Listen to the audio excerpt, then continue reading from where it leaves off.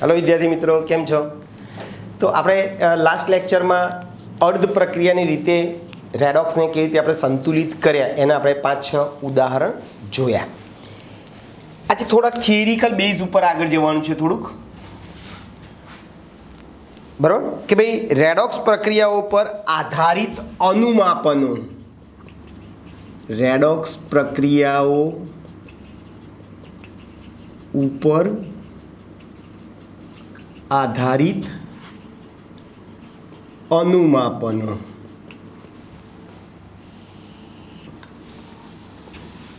बराबर. चलो, acid beige अनुमापन तमने खबर है. एसिड बेज अनुमापन में तमे कोई एक द्रावणनी प्रबलता नक्की करवी होय के ए बे द्रावणमांथी कोण वधु एसिडिक छे कोण वधु बेઝિક छे, तो एना माटे આપણે pH નો ઉપયોગ કરીએ છીએ. તમને બધાને ખબર છે. એટલે એસિડ બેઝ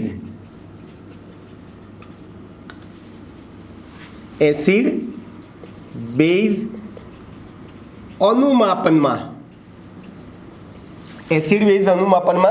શું કરીશું ભાઈ? આપણે કોઈ એક દ્રાવણની પ્રબળતા,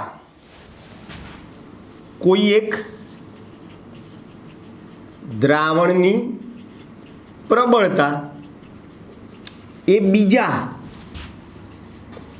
બીજા દ્રાવણની pH ના મૂલ્ય પરથી નક્કી કરી શકાય છે. બરાબર. એટલે બીજા દ્રાવણની દાખલા તરીકે pH 7 થી ઓછી હોય તો દ્રાવણ વધુ એસિડિક છે એમ આપણે કહીએ છીએ. 7 થી એટલે ટૂંકમાં બે દ્રાવણ લેવાના, બંનેની pH માપવાની, બરાબર છે, અને જેની pH 7 થી વધારે ઓછી હશે એ દ્રાવણ વધુ એસિડિક હશે એમ કહી શકીએ. તો જેમ આપણે એસિડ બેઝ અનુમાપનમાં કોઈ એક દ્રાવણની પ્રબળતા એટલે એસિડિકતા કે બેઝિકતા એ તમે બીજા દ્રાવણની pH ના મૂલ્ય ઉપરથી, બીજા દ્રાવણના pH ના મૂલ્ય ઉપરથી તમે નક્કી કરી શકો છો. એવી જ રીતે રેડોક્સ અનુમાપનમાં પણ રિડક્શન કરતા અને ઓક્સિડેશન કરતાની પ્રબળતા નક્કી કરવા માટે આપણે સૂચકનો ઉપયોગ કરીશું. જેમ અહીંયા આપણે pH માપક્રમનો ઉપયોગ કરીએ છીએ એમ અહીંયા આપણે કોનો ઉપયોગ કરીશું ભાઈ? સૂચકનો ઉપયોગ કરી શકીએ છીએ. તો જેમ તેમ રેડોક્સ અનુમાપનમાં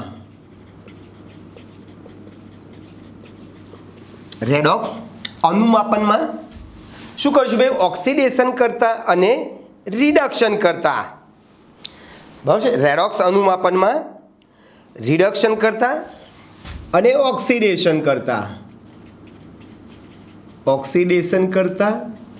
અને રિડક્શન કરતા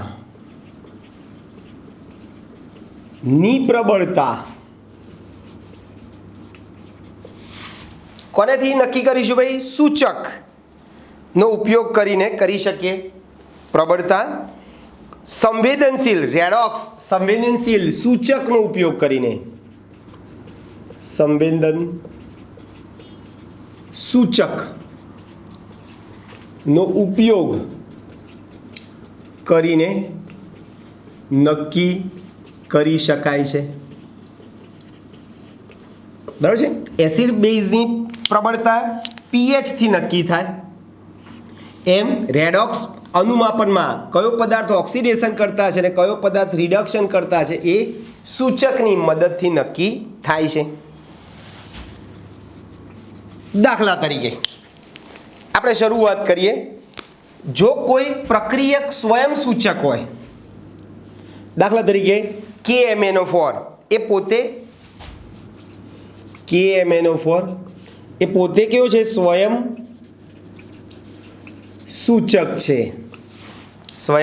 સૂચક છે. ઘેરા રંગનો છે. તો આ સ્વયં સૂચક શું કરે ભાઈ? જ્યારે રિડક્શન કરતાનો અંતિમ ભાગ રિડક્શન કરતા નો અંતિમ ભાગ ઓક્સિડેશન પામે. રિડક્શન કરતા તરીકે આપણે સપોઝ કે Fe+2 અથવા તો C2O4-2 લઈએ.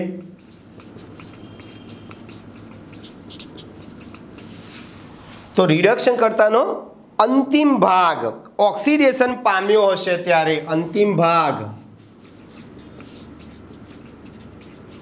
ઓક્સિડેશન પામ્યો હશે ત્યારે ચોક્કસ રંગ બતાવે છે. અંતિમ બિંદુએ ચોક્કસ રંગ બતાવે છે ત્યારે તે દ્રશ્યમાન, એટલે આપણે જોઈ શકીએ એવો દ્રશ્યમાન અંતિમ બિંદુ પ્રાપ્ત થાય છે.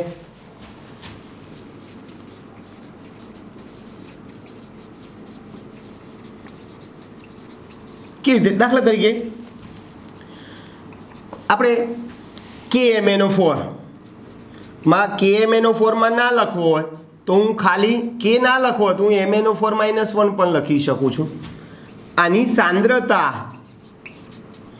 10⁻⁻6 મોલ પ્રતિ ડેસીમીટર ક્યુબ અથવા તો ડેસીમીટરની -3 લખીએ. આટલી હોય કાં તો એનાથી ઓછી હોય તો પણ સાંદ્રતા જેટલી કે તેથી ઓછી હોય ત્યારે તે સ્થાયી ગુલાબી રંગ આપે છે. ગુલાબી રંગ આપે એટલે આપણને ખબર પડી જાય કે ભાઈ હવે સંતુલન પ્રાપ્ત થઈ ગયું છે. એટલે કે ઓક્સિડેશન કરતા અને રિડક્શન કરતાના તત્વયોગમિતીય મૂલ્યો સમાન છે. બરાબર છે? એટલે કે સમતુલ્ય બિંદુએ આપણે ઓક્સિડેશન કરતા અને રિડક્શન કરતાની મોલ કેવા હોય ભાઈ? સરખા હોય છે. ત્યારે ઓક્સિડેશન કરતા અને રિડક્શન કરતા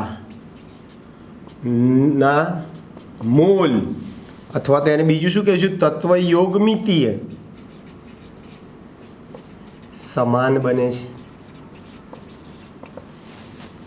એટલે KMnO4 એ પોતે સ્વયં સૂચક છે. એટલે અમુક ચોક્કસ બિંદુએ જ્યારે રિડક્શન કરતા અને ઓક્સિડેશન કરતાના મોલ સમાન થાય છે ત્યારે એ ચોક્કસ રંગ પરિવર્તન કરી નાખે છે. ઘેરો જે રંગ હતો એમાંથી સ્થાયી આછો ગુલાબી રંગ આપી દે છે. ક્લિયર ભાઈ? ચલો બીજી વસ્તુ કે દાખલા તરીકે સાહેબ આપણે સ્વયં સૂચક નથી તો શું કરવાનું? તો કે ભાઈ દાખલા તરીકે Cr2O7-2 એટલે મારે Cr2O7-2 ના લખવું હોય તો આમ K2Cr2O7 અથવા કે ના લખવું હોય તો Cr2O7-2. આ સ્વયં સૂચક નથી. સ્વયં સૂચક નથી ત્યારે શું થશે ભાઈ? આ એવો સૂચક છે કે જે રિડક્શન કરતાનો અંતિમ ભાગ વપરાઈ ગયા બાદ પોતાનું ઓક્સિડેશન કરી અને નાટકીય રીતે બીજો રંગ, જેમ અહીંયા ગુલાબી રંગ આપે છે ને એમ નાટકીય રીતે બીજો રંગ આપે છે. એટલે આ જે પદાર્થ જે છે એ શું કરશે? આની જેમ જ રિડક્શન કરતાનો ના અંતિમ ભાગનું શું થાય? ઓક્સિડેશન કોનું કરશે? પોતાનું. અંતિમ ભાગ વપરાઈ ગયા બાદ પોતાનું શું કરે છે?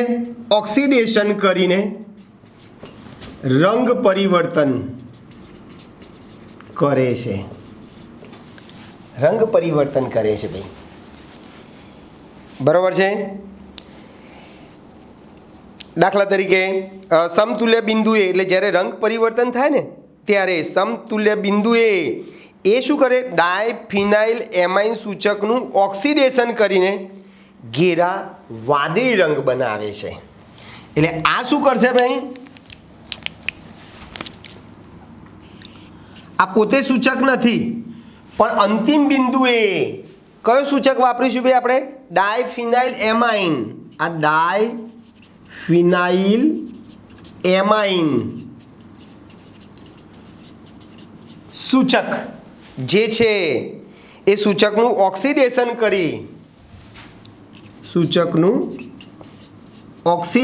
કરી દ્રાવણનો રંગ વાદળી બનાવે છે। બરાબર છે, દ્રાવણનો રંગ કેવો બનાવે છે ભાઈ, વાદળી બનાવે છે। આ રીતે આપણે અંતિમ બિંદુ નક્કી કરી શકીએ છીએ। આ રીતે અંતિમ બિંદુ નક્કી કરી શકાય। ટૂંકમાં KMnO4 લો તો સ્વયં સૂચક થશે, એમાં ઘેરા રંગમાંથી અંતિમ બિંદુએ આછો ગુલાબી રંગ થશે, બરાબર છે। પણ તમે સ્વયં સૂચક KMnO4 ના લો અને બીજો કોઈ લો K2Cr2O7 લો, બરાબર છે, તો એ અંતિમ બિંદુએ આપણને કયો રંગ આપશે ભાઈ, વાદળી રંગ આપશે। પછી ત્રીજી પણ એક બાબત છે જે સીમિત પ્રક્રિયક માટે વપરાય છે, બરાબર છે। આયોડિનની સ્ટાર્ચ સાથે, એટલે એવા કેટલાક પ્રક્રિયકો જે છે જે શું કરે ભાઈ, આયોડિનનું ઓક્સિડેશન કરી શકે, I- નું ઓક્સિડેશન કરે। એટલે કેટલાક પ્રક્રિયકો, દાખલા તરીકે Cu+2, બરાબર છે, એ શું કરે ભાઈ, I- નું I2 માં ઓક્સિડેશન કરે છે, ત્યારે સૂચક તરીકે આપણે સ્ટાર્ચ લેવામાં આવે છે। સૂચક તરીકે શું લેવામાં આવે છે ભાઈ, સ્ટાર્ચ લેવામાં આવે છે, બરાબર છે। અને પરિણામે સ્ટાર્ચ સાથે આયોડિન કેવો રંગ આપશે ભાઈ, ઘેરા વાદળી રંગ આપે છે, બરાબર છે। એનું કારણ શું છે ભાઈ, તો કે ભાઈ દાખલા તરીકે 2Cu+2 + 2I- ગિવિંગ I2, બરાબર છે, વત્તા Cu2I2 બનશે 4I। એટલે આમાં તમે સૂચક તરીકે સ્ટાર્ચને લેવો તો લઈ શકીએ। એટલે આ પદ્ધતિનો આધાર આયોડિનની સ્ટાર્ચ સાથે ઘેરા વાદળી રંગ આપવાની પ્રક્રિયા તથા આયોડિનની થાયોસલ્ફેટ આયન સાથેની વિશેષ પ્રક્રિયા છે, એના ઉપર આધાર રાખે છે, જે રેડોક્સ પ્રક્રિયા છે। થાયોસલ્ફેટ સાથેની પ્રક્રિયા જે છે I2ની, થાયોસલ્ફેટ ખબર છે ને, આપણે ગઈ વખત ભણી ગયા H2O3-2, બરાબર છે, એની સાથે પ્રક્રિયા કરવામાં આવે તો 2I- વત્તા S4O6-2 બને, બરાબર છે। એટલે અહીંયા I2 જે છે પાણીમાં અદ્રાવ્ય હોય છે, એ શું કરશે, વધેલા Ki ના દ્રાવણમાં Ki3 સ્વરૂપે રૂપાંતર પામશે। I2 પાણીમાં દ્રાવ્ય છે, તે Ki ના દ્રાવણમાં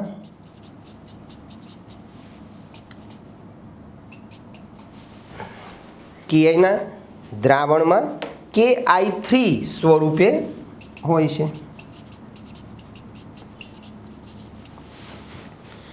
તો આ અનુમાપન થઈ ગયા। એટલે ટૂંકમાં રેડોક્સ અનુમાપનમાં તમારે પ્રક્રિયા પૂરી થઈ એ દર્શાવવા માટે અંતિમ બિંદુએ સૂચક જે છે એ શું કરે છે ભાઈ? દ્રાવણનો રંગ બદલી નાખે છે. એટલે જ્યારે અંતિમ બિંદુએ દ્રાવણનો રંગ બદલાઈ જાય, બરાબર છે, ત્યારે તમે જે દ્રાવણ વાપરો છો એ દ્રાવણના કદ ઉપરથી, બરાબર છે, એ દ્રાવણની તમે સાંદ્રતા શોધી શકો, એની મોલર સાંદ્રતા શોધી શકો, એનું વજન શોધી શકો, દ્રાવણમાં ઓગળેલા દ્રાવ્યનું વજન શોધી શકો, બરાબર છે. આ બધી બાબતો તમે એની પરથી જાણી શકો છો. ઓકે દોસ્તો, ચાલો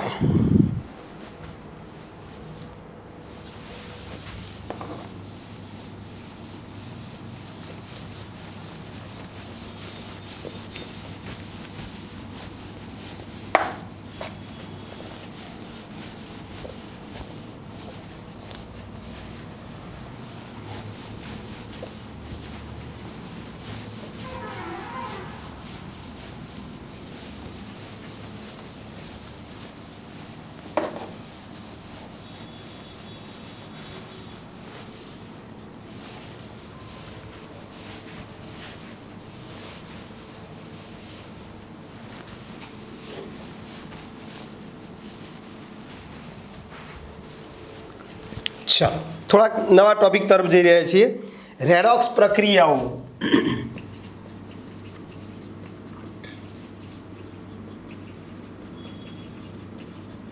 રેડોક્સ પ્રક્રિયાઓ અને વિદ્યુતધ્રુવ પ્રક્રમો.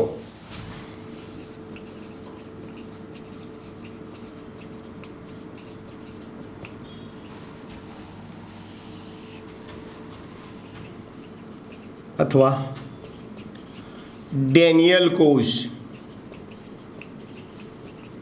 ની રચના સમજાવો.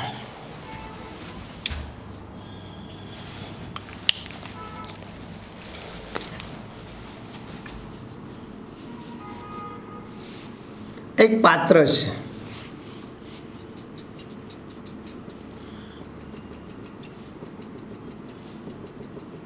આ પાત્ર એની અંદર હું 1 મોલર સાંદ્રતા ધરાવતું ZnSO4 નું દ્રાવણ ભરું છું, બરાબર છે, જેમાં હું Cu ની પટ્ટી ડૂબાડું છું.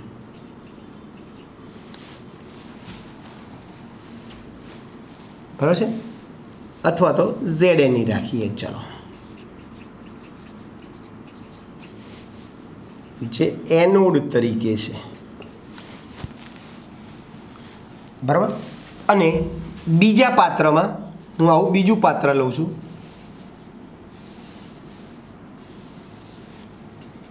આ પાત્ર બી છે, જેની અંદર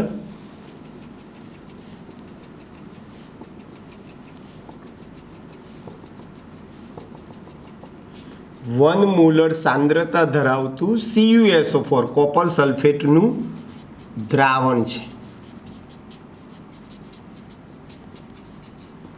આ વાદળી રંગનું છે, રંગવિહીન છે. આની અંદર હું Cu ની પટ્ટી ડૂબાડું છું, જે કેથોડ છે. એનોડ કેથોડ શું છે તમને કહું છું. તો શરૂઆત પહેલાં આપણે અહીંયાથી કરીએ છીએ. જુઓ,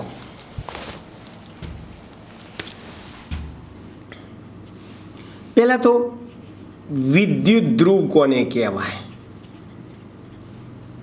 બરાબર છે, વ્યાખ્યાઓ છે થોડીક નાની.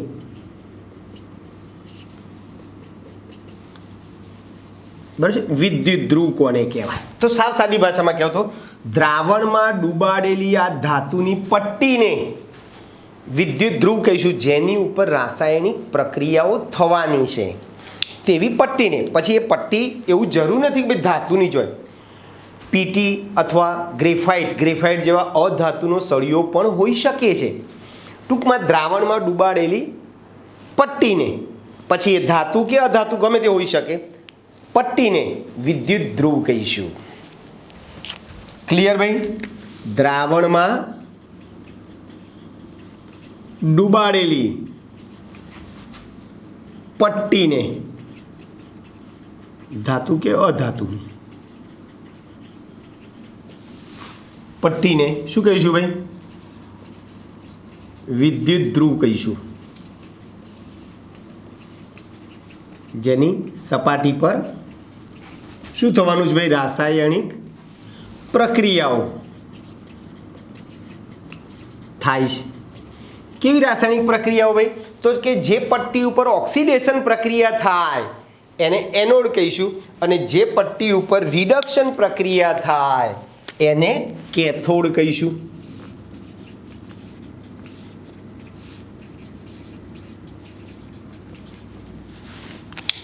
શું કીધું ભાઈ?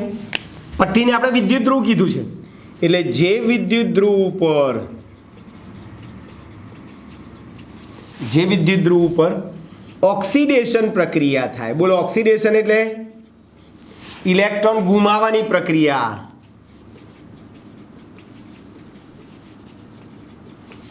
બસ, જે વિદ્યુત ધ્રુવ પર ઓક્સિડેશન પ્રક્રિયા થાય છે તેને આપણે એનોડ કહીશું, અને જે પટ્ટી ઉપર અથવા તો જે વિદ્યુત ધ્રુવ ઉપર રિડક્શન પ્રક્રિયા થાય છે, રિડક્શનમાં પદાર્થ ઇલેક્ટ્રોન શું કરે ભાઈ? ઇલેક્ટ્રોન મેળવવાની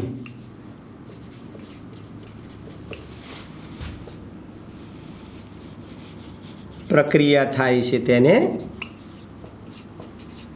કેથોડ કહીશું. તો યાદ રાખો, એનોડ ઉપર ઓક્સિડેશન થાય, કેથોડ ઉપર રિડક્શન થાય. એનોડ ઉપર ઓક્સિડેશન, કેથોડ ઉપર રિડક્શન. હંમેશા યાદ રાખજો, વારંવાર હું કહીશ તમને. આ એનોડ ઉપર ઓક્સિડેશન પ્રક્રિયા થાય, એટલે જે વિદ્યુત ધ્રુવ ઉપર ઓક્સિડેશન પ્રક્રિયા થાય એને એનોડ કહેવાય. જે વિદ્યુત ધ્રુવ ઉપર રિડક્શન પ્રક્રિયા થાય એને કેથોડ કહીશું. ક્લિયર ભાઈ? પહેલા તો વિદ્યુત ધ્રુવ એટલે શું, એનોડ અને કેથોડ એટલે શું, ક્લિયર? હવે આ જે એનોડ અને કેથોડ જે બે વિદ્યુત ધ્રુવ જે છે એ વિદ્યુત ધ્રુવની વચ્ચેના પોટેન્શિયલના તફાવતને કારણે શું ઉત્પન્ન થાય છે ભાઈ? વિદ્યુત પ્રવાહ ઉત્પન્ન થાય છે. હવે કે છે પોટેન્શિયલ એટલે શું? પહેલા તો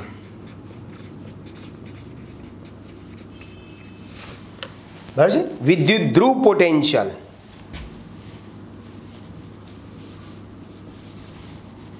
પહેલા પોટેન્શિયલ, કોષ પોટેન્શિયલ.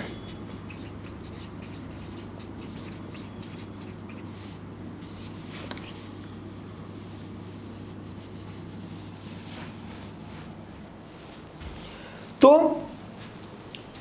ઓક્સિડેશન અને રિડક્શન, જો એનોડ ઉપર કઈ પ્રક્રિયા થાય? ઓક્સિડેશન થાય. કેથોડ ઉપર કઈ પ્રક્રિયા થાય? રિડક્શન થાય. તો એ ઓક્સિડેશન અને રિડક્શન પ્રક્રિયાઓને કારણે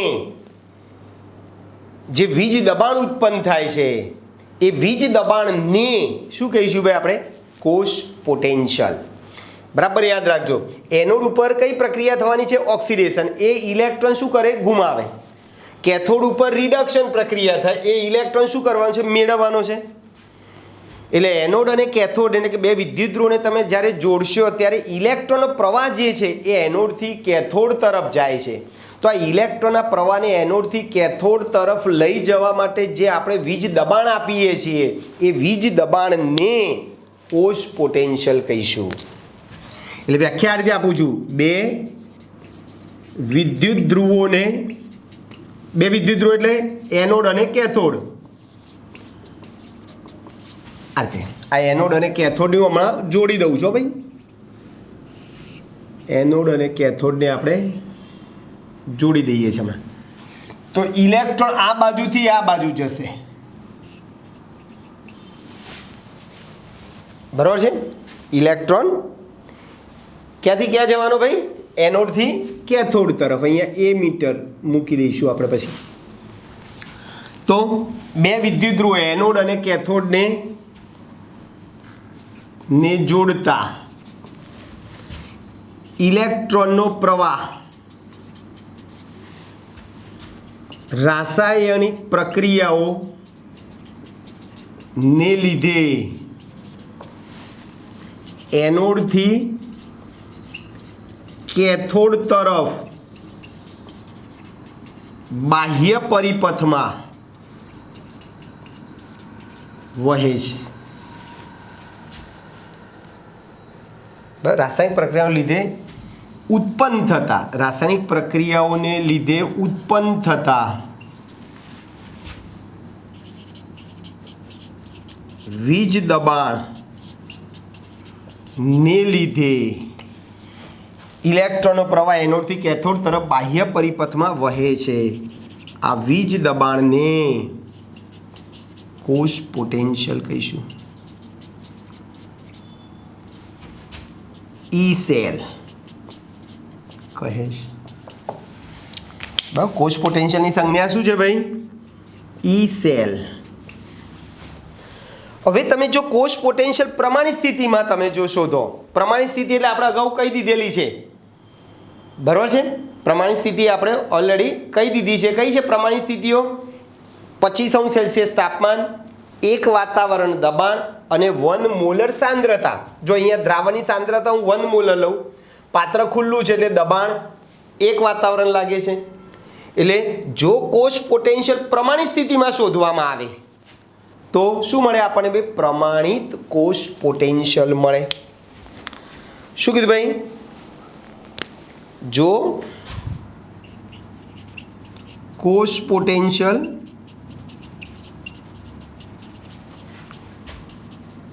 પ્રમાણિત સ્થિતિમાં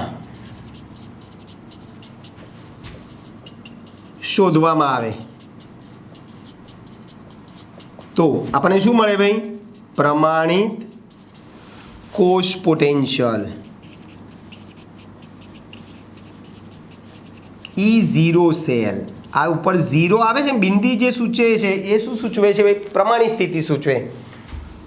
પ્રમાણિત કોષ પોટેન્શિયલ મળે, બરોબર છે? હવે આ જે એનોડ અને કેથોડ જે બે વિદ્યુત ધ્રુવો જે છે, બે વિદ્યુત ધ્રુવો વચ્ચેના પોટેન્શિયલના તફાવતના કારણે વિદ્યુત પ્રવાહ શું થાય છે ભાઈ? ઉત્પન્ન થાય છે। બે વિદ્યુત ધ્રુવોના પોટેન્શિયલના તફાવતને લીધે વિદ્યુત પ્રવાહ ઉત્પન્ન થાય છે। તમને બધાને ખબર છે ઇલેક્ટ્રોનનો પ્રવાહ એટલે જ વીજ પ્રવાહ, વિદ્યુત પ્રવાહ છે, બરોબર છે? અને છેલ્લો પ્રશ્ન મુદ્દો આપણો કે ભાઈ કોઈ પણ કોષનો પોટેન્શિયલ, પ્રમાણિત કોષ પોટેન્શિયલ શોધવો હોય તો એના માટેનું સૂત્ર છે એનોડના ઓક્સિડેશન પોટેન્શિયલમાંથી કેથોડના રિડક્શન પોટેન્શિયલનું મૂલ્ય બાદ કરવાનું। કાં તો બંનેના મૂલ્યો જો ઓક્સિડેશન એનોડના ઓક્સિડેશન પોટેન્શિયલમાંથી કેથોડના ઓક્સિડેશન પોટેન્શિયલનું મૂલ્ય બાદ કરો, કાં તો કેથોડના રિડક્શન પોટેન્શિયલમાંથી એનોડના રિડક્શન પોટેન્શિયલનું મૂલ્ય શું કરો ભાઈ? બાદ કરો। એટલે તમારે E0 સેલ શોધવા માટેનું સૂત્ર આવું છે। જો બંને સૂત્રો લખી આલું। E0 ઓક્સિડેશન એનોડ એટલે એનોડનો બિંદી શું સૂચવે? પ્રમાણિત। ઓક્સિડેશન E એટલે પોટેન્શિયલ, પોટેન્શિયલની સંજ્ઞા છે E minus E0 oxidation cathode. એટલે ખરેખર કોષ પોટેન્શિયલ એ શું છે? બે વિદ્યુત ધ્રુવો એનોડ અને કેથોડના પોટેન્શિયલનો શું છે ભાઈ? તફાવત છે અને એને કારણે વિદ્યુત પ્રવાહ ઉત્પન્ન થાય છે। બીજું સૂત્ર તમારે આવું પણ છે, તમારે જેમ આપણે ઓક્સિડેશન માટે વાત કરીએ એમ તમે reduction potential cathode minus reduction potential anode, આ બેમાંથી ગમે તે સૂત્ર તમારે વાપરવું તમે વાપરી શકો છો। યાદ રાખજો ઓક્સિડેશન પોટેન્શિયલ અને રિડક્શન પોટેન્શિયલના મૂલ્યો સરખા હોય, માત્ર ને માત્ર એમની નિશાની જુદી જુદી હોય। હું એમ કહું Zn નો ઓક્સિડેશન પોટેન્શિયલ -0.34 છે વોલ્ટ, તો એનો રિડક્શન પોટેન્શિયલ +0.34 થઈ જાય। નિશાની માત્ર બદલવાની. ફરીથી હું એમ કહું કે Zn નો ઓક્સિડેશન પોટેન્શિયલ +0.76 વોલ્ટ છે તો એનો રિડક્શન પોટેન્શિયલ શું થઈ જાય ભાઈ? -0.76 વોલ્ટ. બરાબર છે. તો ઓક્સિડેશન પોટેન્શિયલ અને રિડક્શન પોટેન્શિયલના મૂલ્યો સરખા હોય, દાખલા તરીકે Cu નો આમ ઓક્સિડેશન પોટેન્શિયલ -0.34 વોલ્ટ તો એનો RED લખું તો રિડક્શન પોટેન્શિયલ +0.34 વોલ્ટ કહી શકો. તો તમે આટલા વાક્યો યાદ રાખજો ભાઈ, જેના ઉપરથી મારે ડેનિયલ કોષની વાત કરવી છે આપણે.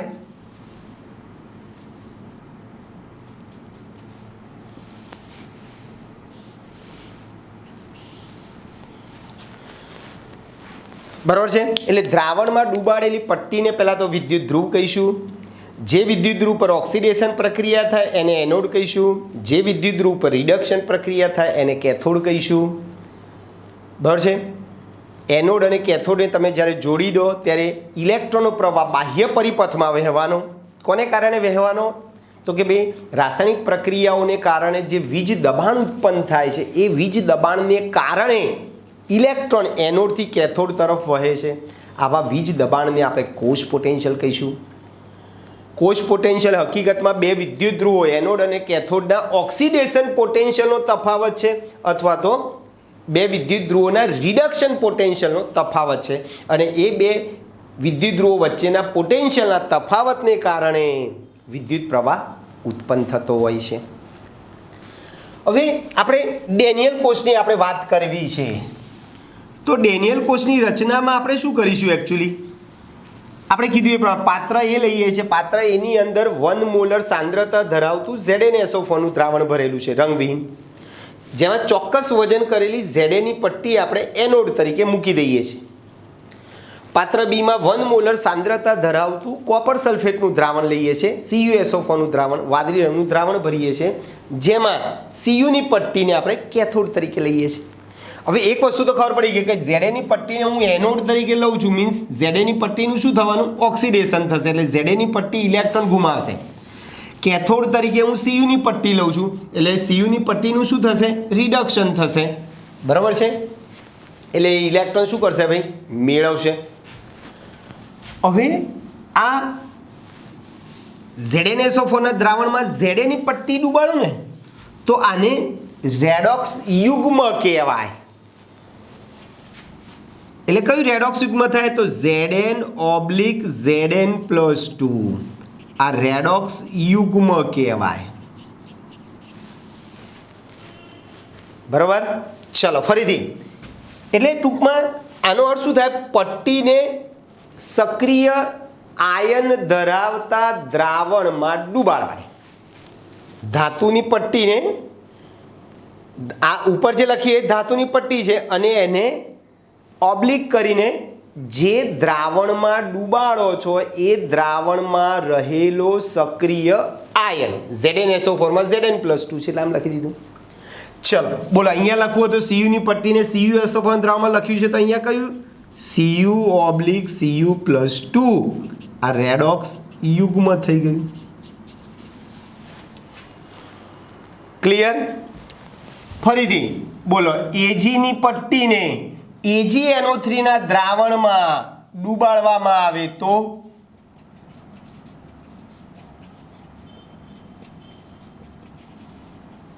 રેડોક્સ યુગ્મોના ઉદાહરણ આપણે આપવા છે. Agની પટ્ટીને AgNO3 દ્રાવણમાં ડૂબાડવામાં તો Ag/Ag+, Mgની પટ્ટીને MgSO4 ના દ્રાવણમાં ડૂબાડવામાં તો Mg/Mg+2. બરાબર છે. જેમ Cuની પટ્ટીને CuSO4 ના દ્રાવણમાં ડૂબાડો, Znની પટ્ટીને ZnSO4 ના દ્રાવણમાં ડૂબાડો તો આ બધા Zn આ બધાને શું કહેવાય? રેડોક્સ યુગ્મો થઈ ગયા. શું છે? રેડોક્સ યુગ્મો છે. રેડોક્સ યુગ્મ છે. બરાબર ભાઈ. એટલે રેડોક્સ યુગ્મ ખ્યાલ આવી ગયો. પટ્ટીને જે દ્રાવણમાં ડૂબાડો છે એ દ્રાવણનો ધન આયન અને પટ્ટી અને રેડોક્સ યુગ્મ કહેવાય. હવે આ જે પાત્ર એ, પાત્ર બી અથવા એક રેડોક્સ યુગ્મ છે, આ બીજો રેડોક્સ યુગ્મ છે, બંનેને આપણે જોડવાના છે. ચલો, પાત્ર એ અને પાત્ર બી બંનેને હું એક ઊંધા યુ આકારની કાચની નળીથી જોડી દઉં છું. ઊંધા યુ આકારની કાચની નળીથી જોડી દઈએ છીએ. આ નળીના બંને છેડા રૂના પૂમડાથી બંધ કરેલા છે. નળીના બંને છેડા રૂના પૂમડાથી બંધ કરી દીધા છે. નળીની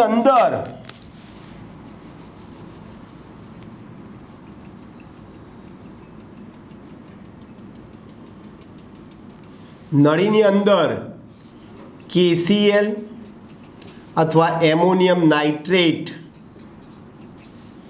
અથવા KNO3 નું દ્રાવણ ભરેલું છે. આવી ઊંધા યુ આકારની કાચની નળીને ક્ષાર સેતુ કહીશું. બરાબર છે? શું કહીશું ભાઈ? ક્ષાર સેતુ. એટલે નળીની અંદર આપણે શું ભરીએ છીએ ભાઈ? શું કરી દઈશું એમાં? એમોનિયમ નાઇટ્રેટ લો અથવા KCl લો. એ એમોનિયમ નાઇટ્રેટ કે KCl ને તમે પહેલાં અગર પદાર્થ છે એની સાથે ઉકાળીને નળીમાં ભરી ઠંડુ પાડો તો એ જે દ્રાવણ જે છે એ થોડું જેલી જેવું ઘટ પ્રવાહી થઈ જશે, જેથી એ દ્રાવણ બહાર નીકળી ન જાય. અને બહાર ના નીકળી એટલા માટે અહીંયા આપણે રૂના પૂમડા મૂકી દીધા છે. રૂના પૂમડા મૂકવાનું કારણ શું છે? ખાલી એમાંથી સૂક્ષ્મ છિદ્રો હોય રૂના પૂમડામાં, જેથી આયનોનું શું થાય ભાઈ? વહન થાય. આયનોનું શું થાય? વહન થાય. બરોબર? એટલે પાત્ર એમાં ZnSO4 નું દ્રાવણ છે, એમાં Zn ની પટ્ટી એનોડ તરીકે મૂકી છે. પાત્ર બીમાં CuSO4 નું દ્રાવણ છે, જેમાં Cu ની પટ્ટી કેથોડ તરીકે મૂકી છે. બંને પાત્રોને શું કરીશું ભાઈ? ઊંધા યુ આકારની કાચની નળીથી જોડવામાં આવે છે. નળીની અંદર પોટેશિયમ ક્લોરાઇડ અથવા એમોનિયમ નાઇટ્રેટને અગરના દ્રાવણ સાથે ગરમ કરો, પછી એને ઠંડુ કરો અને પછી એને આ યુ આકારની કાચની નળીમાં એને ભરી દો એટલે જેલી સ્વરૂપમાં આવી જશે. એનોડ અને કેથોડને આ કોપરનો તાર છે, કોપરના તાર મારફતે એને ગેલ્વેનોમીટર G સાથે શું કરો ભાઈ? જોડી દો. બરાબર છે? ગેલ્વેનોમીટર G સાથે જોડી દેવાનું છે. તો એમાં નીચે મુજબ પ્રક્રિયાઓ થશે. બરાબર? એ મીટર લો, ગેલ્વેનોમીટર લો, એ મીટર અને સ્વિચ સાથે અહીંયા આમ જોડી દઈએ. જોડી દો તો શું થશે ભાઈ? એનોડ ઉપર એટલે બંનેને જેવા તમે જોડશો ને, એનોડ અને કેથોડને કોપરના તાર મારફતે જોડશો તો એમાં નીચે મુજબ પ્રક્રિયાઓ થશે. રેડોક્સ પ્રક્રિયાઓ થશે. એનોડ ઉપર ઓક્સિડેશન અર્ધ પ્રક્રિયા થશે, કેથોડ ઉપર રિડક્શન અર્ધ પ્રક્રિયા થશે. ચલો, એનોડ ઉપર Zn છે, Zn એનોડ છે, એનોડ ઉપર કઈ પ્રક્રિયા થાય? ઓક્સિડેશન. એટલે Zn ની પટ્ટી હતી સોલિડ, બોલો એનું ઓક્સિડેશન થશે Zn+2 એક્વિયસ. એક્વિયસ એટલે આયનમાં વત્તા 2 ઇલેક્ટ્રોન. બોલો એને ઇલેક્ટ્રોન ગુમાવ્યો. કઈ પ્રક્રિયા? ઓક્સિડેશન પ્રક્રિયા. એટલે Zn નું ઓક્સિડેશન થવાથી Zn+2 બન્યા. એ Zn+2 પાત્ર એના દ્રાવણમાં ગયા. ઇલેક્ટ્રોન જે મુક્ત થયા એ મુક્ત થતા ઇલેક્ટ્રોન આ કોપરના તાર મારફતે ક્યાં આવશે ભાઈ? કેથોડ ઉપર આવ્યા. કેથોડ ઉપર CuSO4 નું દ્રાવણ હતું. એ CuSO4 ના દ્રાવણમાં Cu+2 આયન હોય. આ CuSO4 ના દ્રાવણમાં કયા બે આયન હશે ભાઈ? એક Cu+2 હોય અને બીજું SO4-2 હોય. હવે આ જે Cu+2 આયન જે છે દ્રાવણમાં, એ દ્રાવણમાં રહેલા Cu+2 આયન આ જે બે ઇલેક્ટ્રોન આવ્યા ને એ બે ઇલેક્ટ્રોન શું કરે છે? લઈ લે છે અને Cu સોલિડ બનાવે છે. Cu મુક્ત થાય છે. બોલો, ઇલેક્ટ્રોન મેળવે છે. કઈ પ્રક્રિયા? રિડક્શન પ્રક્રિયા. બસ, રિડક્શન પ્રક્રિયા થઈ ગઈ. બરાબર. ચલો, આ જે Cu+2 દ્રાવણમાં જે Cu+2 હતું એનું રિડક્શન થઈને Cu બન્યું. એ જે Cu બન્યું એ Cu આ Cuની પટ્ટી ઉપર શું થાય ભાઈ? જમા થઈ જાય. આથી અમુક સમય બાદ Cuની પટ્ટીના વજનમાં વધારો થશે અને Zaની પટ્ટીના વજનમાં ઘટાડો થશે. Zaની પટ્ટીના વજનમાં ઘટાડો થાય. ચલો, બંનેનો સરવાળો કરી દો. તો ડાબી બાજુનું ડાબી બાજુ લખો, જમણી બાજુનું જમણી બાજુ લખો. Zn વત્તા Cu+2 ગિવિંગ Zn+2. આ ઇલેક્ટ્રોન ઉડી જશે. ડાબી બાજુનું ડાબી બાજુ, જમણી બાજુનું જમણી બાજુ. Cu+2 Zn+2 વત્તા Cu. અહીંયા બી સરવાળો કરો. REDOX રેડોક્સ પ્રક્રિયા થઈ. તો જ્યારે આ બંને પાત્રોને આપણે ક્ષાર સેતુ મારફતે અને કોપરના તાર મારફતે જ્યારે જોડી દઈશું ત્યારે એમાં આવી રેડોક્સ પ્રક્રિયા થાય છે. એમાં આવી રેડોક્સ પ્રક્રિયા થાય. બરાબર છે. આને સંકેતમાં લખવું હોય, સાંકેતિક નિરૂપણ જેને કહેવાય, તો એમાં શું કરીશું ભાઈ? બે જે રેડોક્સ યુગ્મો જે છે એ બે રેડોક્સ યુગ્મોને બે ત્રાસી લીટી અથવા બે ઊભી લીટીથી અલગ લખવામાં આવે છે. આ રીતે જુઓ, આ બાજુ શું થયું? Zn ની પટ્ટી સોલિડ હતી, એમાંથી Zn+2 આયન બને. આ એક રેડોક્સ યુગ્મ છે. આ બાજુ શું થયું? આ બાજુ શું થયું ભાઈ? Zn માંથી Zn+2 બન્યા. આ બાજુ Cu+2 માંથી Cu બન્યા. Cu+2 એક્વિયસ માંથી Cu સોલિડ બન્યા. અને આ બંનેની વચ્ચે જે બે આપણે ત્રાસી ઊભી લીટી બતાવીએ છીએ, આ બે ત્રાસી ઊભી લીટીને ક્ષાર સેતુ કહીશું. શું કહીશું ભાઈ? ક્ષાર સેતુ કહીશું. હંમેશા યાદ રાખો દોસ્તો, ક્ષાર સેતુની ડાબી બાજુ હંમેશા એનોડ હોય અને જમણી બાજુ હંમેશા કેથોડ હોય. ડાબી બાજુ હંમેશા એનોડ, જમણી બાજુ હંમેશા કેથોડ હોય. બરોબર છે. ચલો, હવે આમાં કઈ વસ્તુ થશે?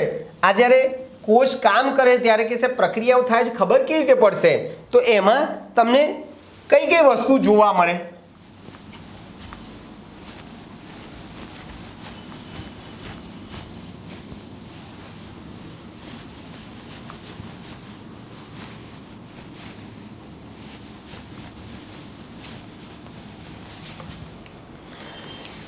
આ કે સાહેબ રેડોક્સ પ્રક્રિયા થઈ, ખબર કેવી રીતે પડશે? તો ડેનિયલ કોષમાં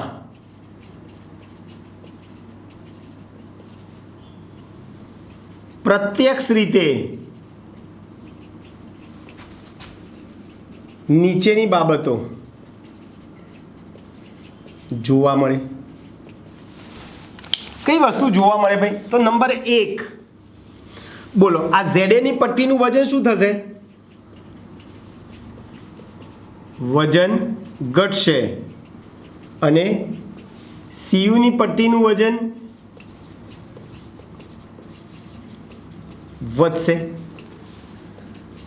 ખ્યાલ આવે? કેમ ભાઈ? કારણ કે Zaની પટ્ટીનું ઓક્સિડેશન થવાથી Zn+2 બનવાના છે. બરાબર, એટલે એ ઓગળવાની છે, આ પટ્ટી ઓગળશે અને અહીંયા Cu+2 માંથી દ્રાવણમાં રહેલા Cu+2 નું રિડક્શન થઈને Cu બને છે. Cuની પટ્ટી ઉપર જમા થાય છે. બરાબર છે. એટલે Zaની પટ્ટી ઓગળશે અને Cuની પટ્ટી ઉપર Cu જમા થશે. ત્રીજું, આજે ક્ષાર સેતુ શું કરશે ભાઈ? દ્રાવણમાં વિદ્યુત વહન કોણ થાય? કોના દ્વારા થાય? તો આયનો દ્વારા થાય. અને આ બાહ્ય પરિપથમાં વિદ્યુતનું વહન કોણ કરશે? ઇલેક્ટ્રોન કરશે. બીજી એક વસ્તુ, આ જે પ્રક્રિયા દરમિયાન આ જે CuSO4 નું દ્રાવણ જે હતું વાદળી રંગનું, એ ધીમે ધીમે રંગવિહીન થઈ જાય. કારણ કે વાદળી રંગ જે છે ને એ Cu+2 ને કારણે હોય. વાદળી રંગ કોને કારણે હોય ભાઈ? Cu+2 ને કારણે હોય. હવે શું થાય છે, દ્રાવણમાં જે Cu+2 હતા એ બધા Cu+2 નું ધીમે ધીમે Cu માં રિડક્શન થઈ જાય છે, એટલે Cu+2 વપરાતા જાય છે. આથી દ્રાવણનો રંગ પણ શું થાય છે ભાઈ? ઓછો થતો જાય છે. બરાબર છે. પ્રયોગ દરમિયાન પાત્ર બી ના દ્રાવણનો વાદળી રંગ આછો થાય છે.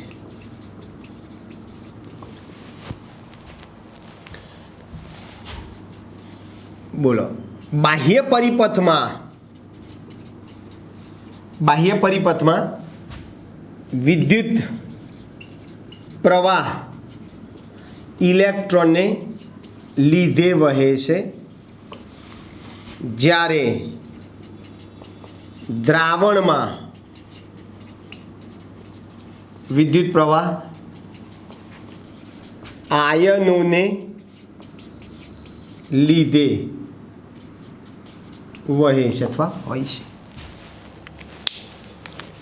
અને હમણાં જ આપણે કીધું કે ભાઈ ડેનિયલ કોષ માટે E0 સેલ તમારે શોધવો હોય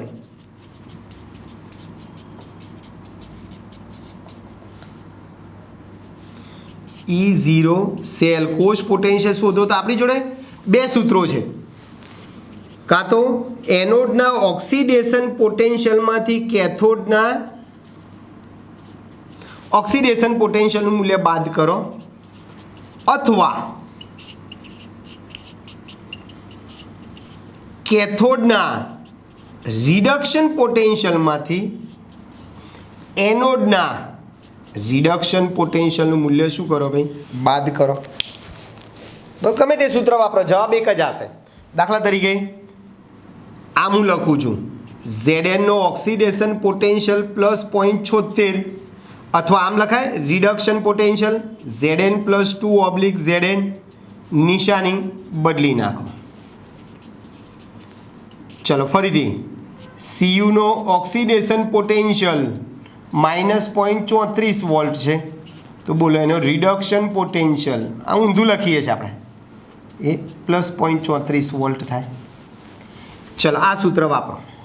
બરાબર છે, આ સૂત્ર વાપરો. ચલો કેથોડ તરીકે કોણ છે? Cu છે. ચલો કેથોડનો રિડક્શન પોટેન્શિયલ બોલો. Cu નો રિડક્શન પોટેન્શિયલ કેટલો છે ભાઈ? 0.34 માઇનસ એનોડ તરીકે Zn છે. Zn નો રિડક્શન પોટેન્શિયલ કેટલો છે ભાઈ? -0.76. એ માઇનસ શું થઈ જાય? પ્લસ થઈ જાય 1.10 વોલ્ટ. એટલે તમે જ્યારે એનોડ અને કેથોડને તમે જોડી દેશો ત્યારે અહીંયા એ મીટર 1.10 વોલ્ટનું આવર્તન તમને બતાવશે. એટલે દ્રાવણમાંથી આટલો વિદ્યુત પ્રવાહ 1.10 વોલ્ટનો વિદ્યુત પ્રવાહ ઉત્પન્ન થયો એવું તમે કહી શકો. તમે આ સૂત્ર વાપરશો તો પણ વાંધો નથી. જુઓ ફરીથી, આ ઓક્સિડેશન પોટેન્શિયલ છે, બરાબર? આ રિડક્શન પોટેન્શિયલ છે, આ રિડક્શન પોટેન્શિયલ છે,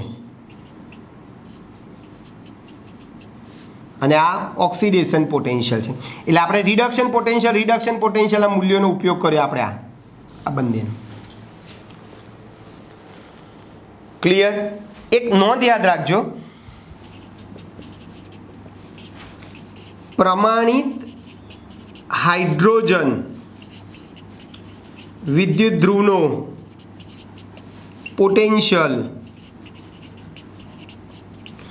0 વોલ્ટ 0 વોલ્ટ સ્વીકારેલ છે. કોનો ભાઈ?